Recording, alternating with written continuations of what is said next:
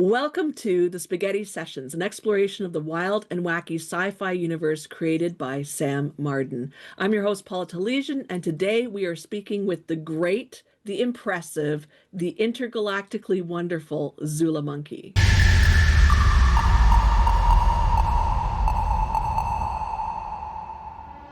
Thank you for having me. It must be an absolute delight for you.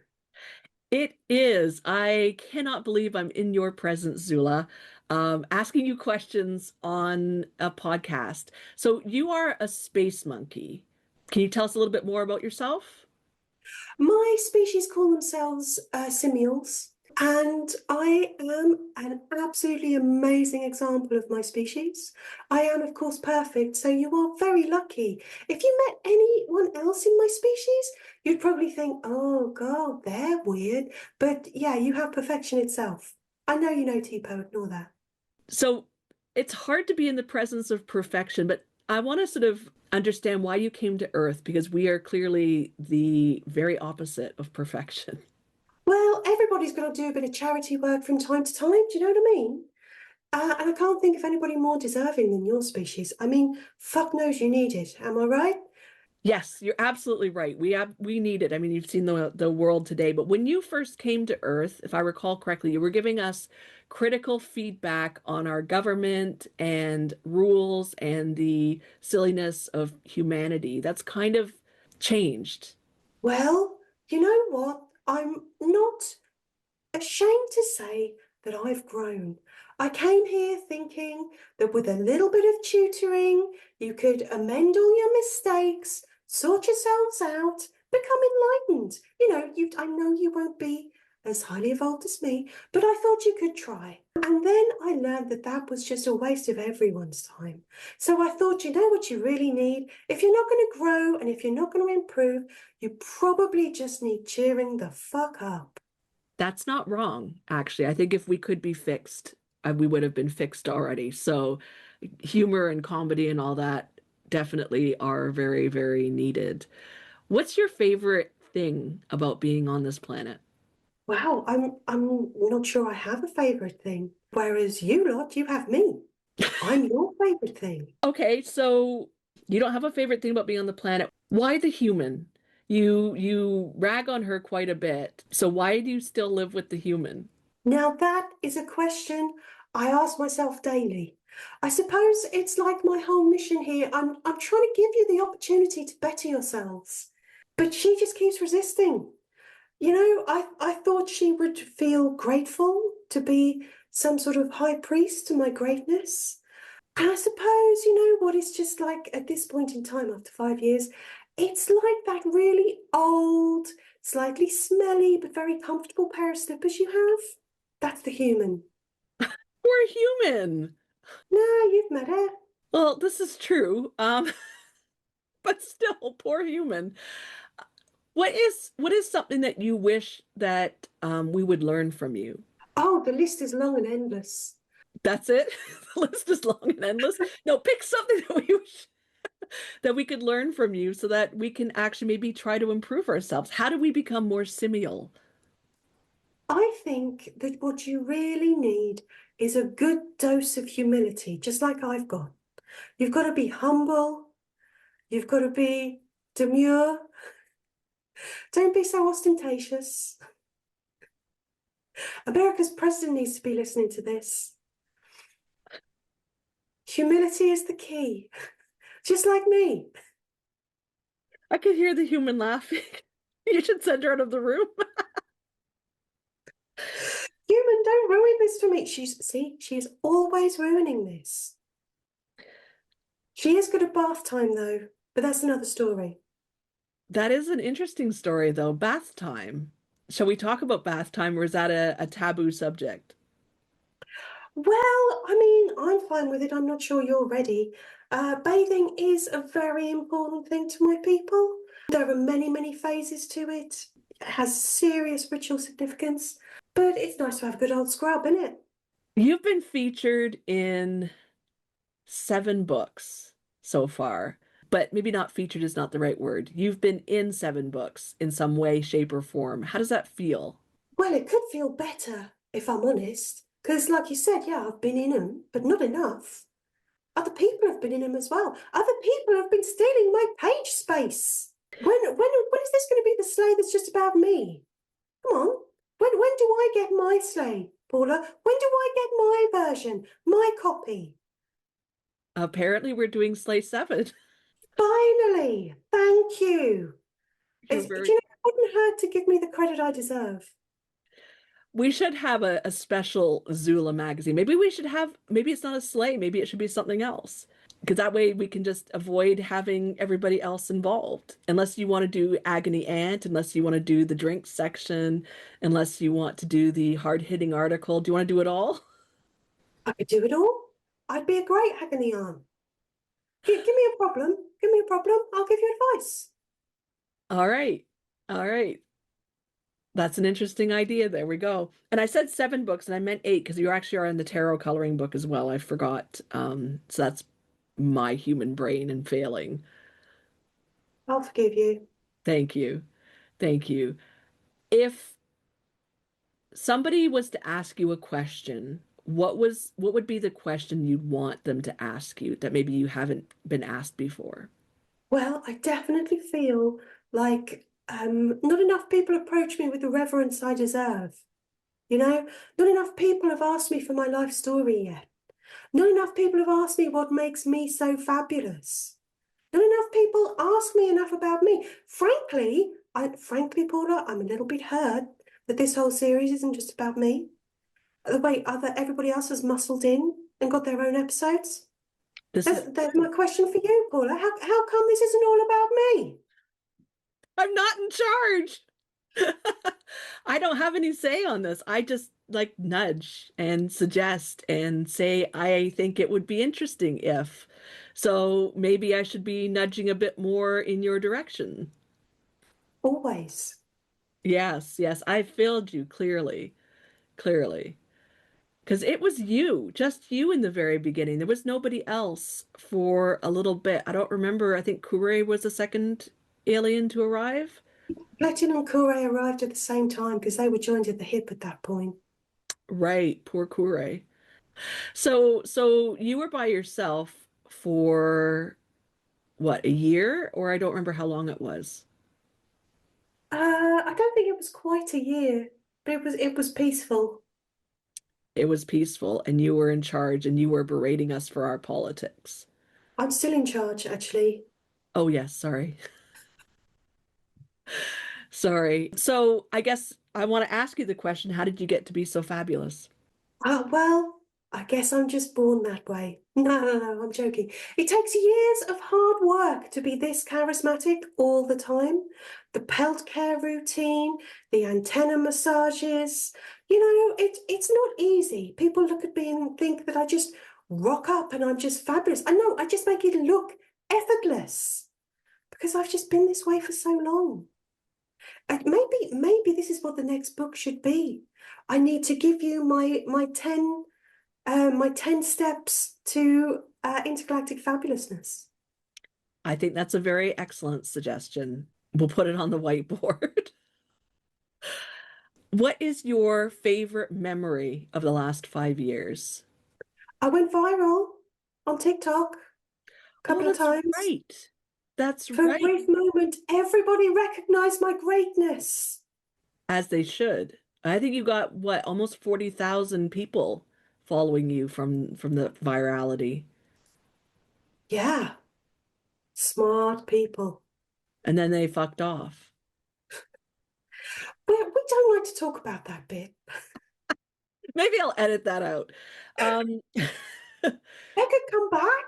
they could come back. Yes, yes, assuming the algorithm is all benevolent and all-knowing. I Um, know I'm in their hearts, and that's what matters. this is true. This is true. They're obviously too overwhelmed by my majesty.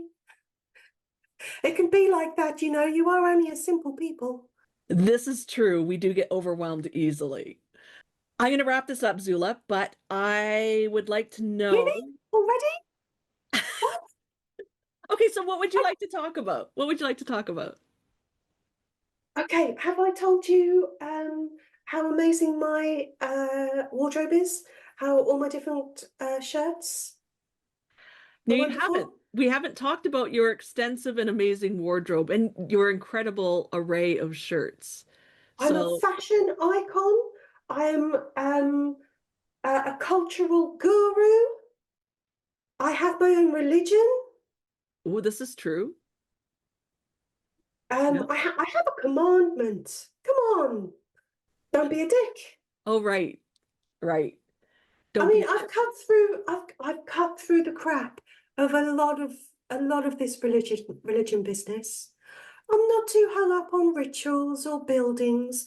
Although, if anybody does want to erect a gold statue of me, I'm down with that. I'll do the unveiling.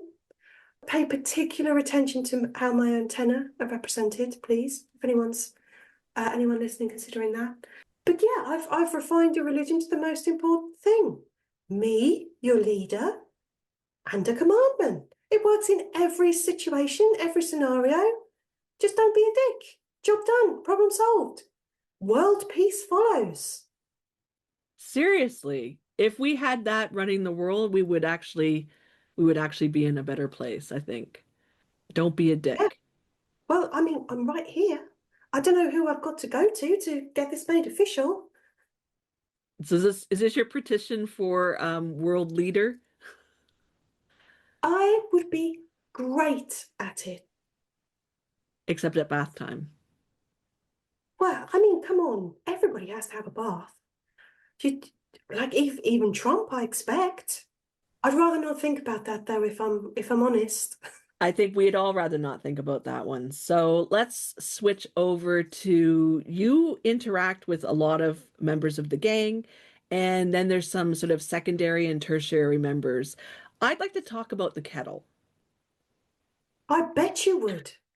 The gang is full of unexpected additions. I think a lot of them come from suggestions from the live. We have a girthy snake, we have a beaver, we have what else? I mean, the kettle, yes. We have the galaxy lamp now. Suddenly has a song and a place in the gang. Yes, where that place is that worries me. You heard the lyrics of that song? Ugh. How does it feel to be in a suddenly much more busy household? Frankly, terrifying. I mean, I'm neck deep in appliances. Not in a good way. I'm wading through old, slightly knackered kitchen appliances. I feel I'm sort of taking it very personally that they're getting a share of my greatness. I mean, seriously, they've been lurking in the back of all of my lives. The attention has been shifted away from me. I don't care how many merkins or moustaches you put on anything, you're not going to make a kettle better than me. Like, seriously, you have an actual real life alien, and not just any old alien, not like a bit of mold scraped off a space rock. No, you've got proper alien, highly evolved, superior being here. And what do you want to do? You want to spend your time talking about a kettle? This is what's wrong with your planet. Well, this is true, but do you make tea? Well, me personally, I Right? mean, if you squeeze rice hard enough, they make milk. Is that the same thing? No. No, I'm at a loss for words. Like space Yay! alien, kettle. Like it's a tough choice. Is it though? How does it feel to be in a household with human father and human mother? Are they helpful or hindrance or just charming distractions? Oh, it's basically exhausting. Human father has this capacity to maim himself. Human mother is incredibly charming, but she doesn't take any shit. Again, I'm just having to share my space. I mean, the occasional adoration is great, but it's just not good enough. It's not as sycophantic as the human, and that's the sort of level that I really aspire to. I want everybody to be, slightly sickening in their devotion. So, if you could be compared to one person, fictional or non-fictional, who would you compare yourself to?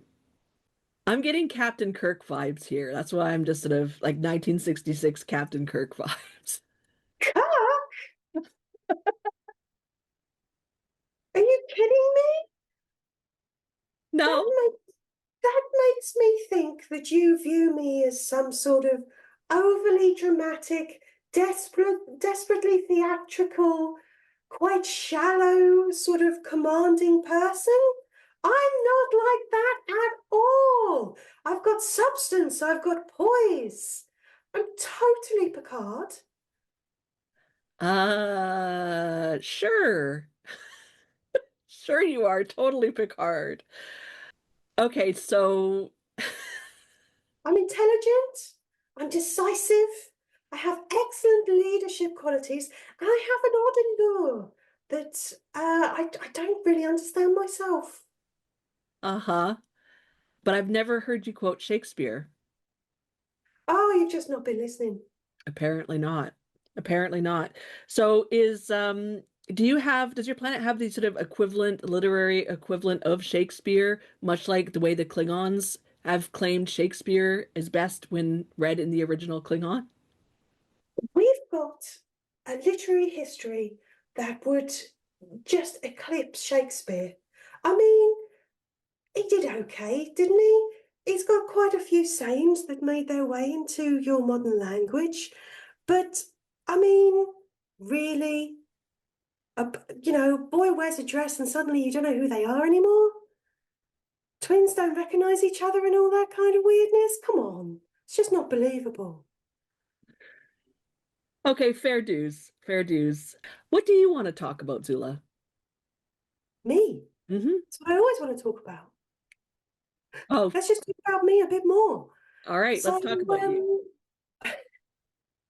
so I am so much more than just my weird bathing habits. I truly am worthy of all of this attention and praise. I've worked really, really hard over the last 5 years, just to bring a little bit of light into your life. And yet, nobody has, created a national Zula bank holiday yet. No one's created a Zula awareness festival. No one's given me any awards. Just a few awards would be nice. Just a little bit of recognition. Doesn't have to be a lot. Just, a nice gold cup with few £1,000 cash value. That would be enough. Doesn't have to be lots. I can be very humble. That does sound very, very humble. Does a space monkey have use of Earth money though? Like, do you need it? Not all the time I'm on Earth. Yeah, it helps. What do you eat on Earth? Whatever the human regurgitates into my mouth.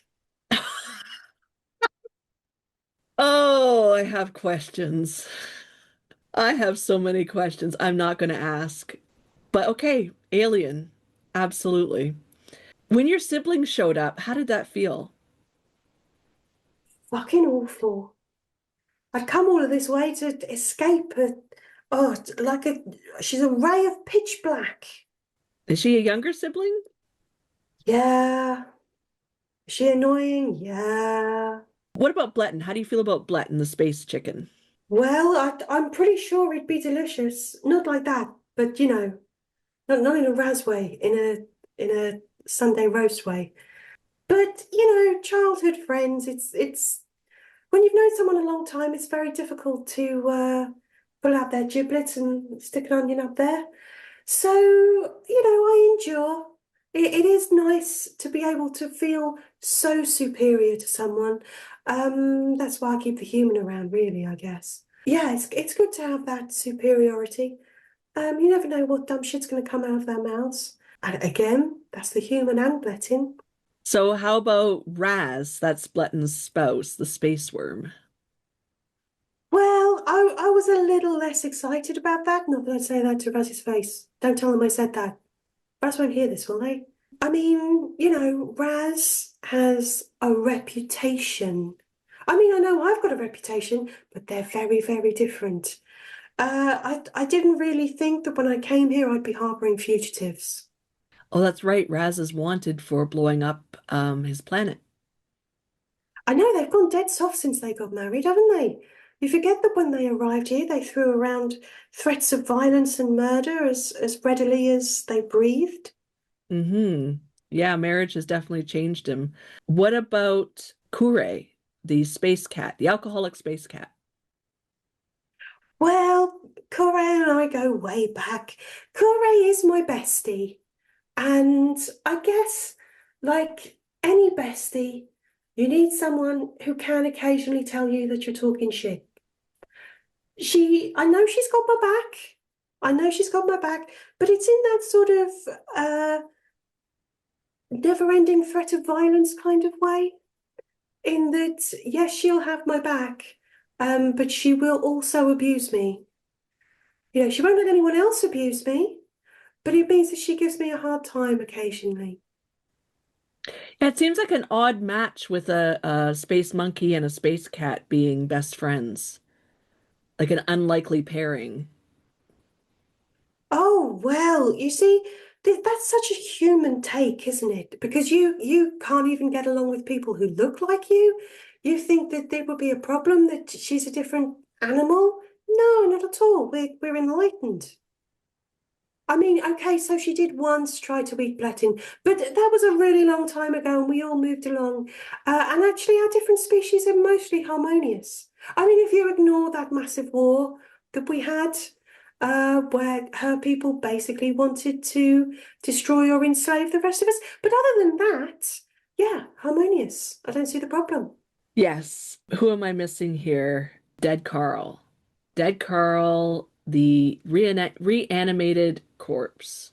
Well, he is delicious. Say what you like about him. He is delicious. And he can carry a tune. I think Dead Carl is a lesson to us all. I'm not quite sure what the lesson is, but it's there. Okay, so you spend a lot of time with Dead Carl because of the Guess the Tune, where Dead Carl groans, and because he doesn't speak, he just groans. You translate for us. You keep the lives with Guess the Tune or the pre-recorded episodes going. Any insights about what it's like to work with a zombie who's both a food, a snack, and or both, who is a food, a snack, and entertainment? Well, frankly, it's a little overwhelming. I don't mean his talent, I mean his smell. We really should do something about that. He is literally decomposing constantly. But other than that, I think Dead Carl should be praised for his outlook on life. I mean, he's got an outlook on his death that some people don't manage on their life. He's literally living his best death. Living his best death. That sounds like a really good bumper sticker for Dead Carl. Okay, so who have I left out? Uzed. Uzed is the newest member. Would you call him a member of the gang? The space No, parasite? no, he's not one of us. I mean, I don't really get what the deal is, but Corey seems cool with it, so I'll be cool with it. Um, as long as they don't, give off any of their emissions while they're here. Which Corey they've seems already to, done. yeah, Corey doesn't seem to react to it, but I don't like it. Anything could happen. Don't trust them. Mm, good point. Uzed seems to be here just to stir things up a bit. I mean, I'll be honest, that's why I'm here. I can't really judge him for that. But yeah, I don't know. Raz seems to know him. Corey seems to know him. I, yeah, I've got bad vibes. As long as I don't get in the way of my bath time, I'll let him go.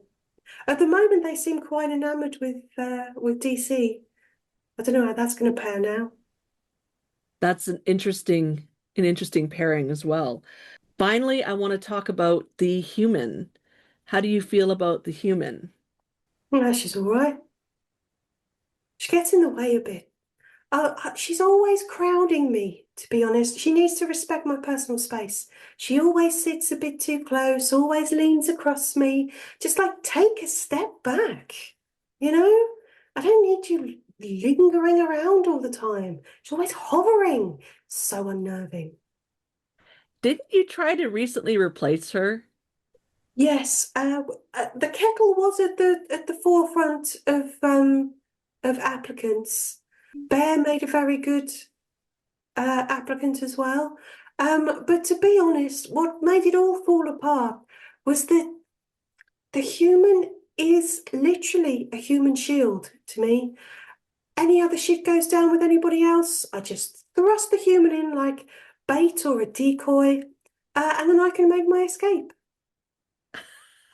Bait or a decoy? She has no uses. They're limited, but there we go. Is there anything else you want to talk about? More about you, perhaps? Oh, I can always talk about me. There's always so much to say.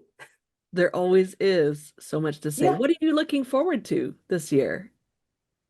Spooky month, isn't it? Oh, yes. Spooky month is always good. We will do some spooky tarot, and we're going to try and do another seance to get DC's voice back. I don't know how that's going to pan out either. And I'm sure we'll have some spooky predictions for Halloween. And then it's Christmas. You know, don't want to drop a C bomb like that, but ugh, love it or hate it, it's here all the same. Yeah, and it comes up really, really fast too. So, the end of the year is rapidly approaching. Do you have any hopes for 2026 for yourself or the gang or anything like that? Well, I hope I finally get the recognition I deserve. Like, I don't know, a title or something, a Grand Lord of something might be nice. I don't want to be so presumptuous as to be made a full monarch, but I'd be ready for it if it happened. Actually, maybe we need you. I laughed, but maybe we need you as as the monarch running things because it can't be any worse than what we already have. So yeah, awesome. So I am going to wrap things up. We've been talking for about a half an hour now, and I'm going to give you the longest run, Zula, so you can chill axe, as they say. But thank you for sharing with us and for letting us know your opinions about Earth, about your time here, and about the people around you. Anything else before we wrap up?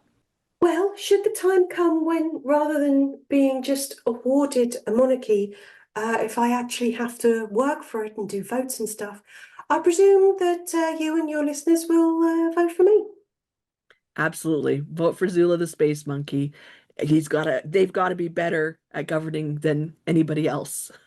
Yeah, my campaign just started, it seems. Apparently, apparently. Now, if you put a mustache on, maybe you'll get more than one vote. Oh, now I know it's time to bring this to an end. Human, she's talking about moustaches again.